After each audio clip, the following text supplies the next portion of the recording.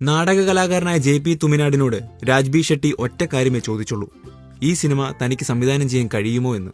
അദ്ദേഹത്തിന്റെ ആ എസ് കാരണം സൗത്ത് ഇന്ത്യക്ക് ഒരു ബ്ലോക്ക് ബസ്റ്റർ കോമഡി സിനിമ ലഭിച്ചു, സൂ ഫ്രം സോ. സിനിമ കാണുന്ന മലയാളി പ്രേക്ഷകർക്ക് ഇതൊരു കന്നഡ ചിത്രം തന്നെയാണോ എന്ന സംശയം വരും. കഥാപശ്ചാത്തലവും സംഭാഷണങ്ങളും മലയാളിക്ക് ഒരുപാട് കണക്ട് ചെയ്യാൻ സാധിച്ചു എന്നതാണ് അതിന് കാരണം. അതുപോലെ തന്നെ ചിത്രത്തിലെ കഥാപാത്രങ്ങളെ പ്രേക്ഷകർ ഏറെ ഇഷ്ടപ്പെട്ടു. ഏറെ നാളുകൾക്ക് ശേഷം തിയേറ്ററുകൾ ചിരി ഉണർന്നു.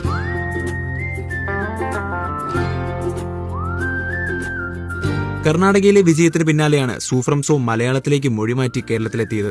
ദുൽഖർ സൽമാന്റെ വേഫെയർ ഫിലിംസാണ് ചിത്രം കേരളത്തിൽ വിതരണം ചെയ്തത്.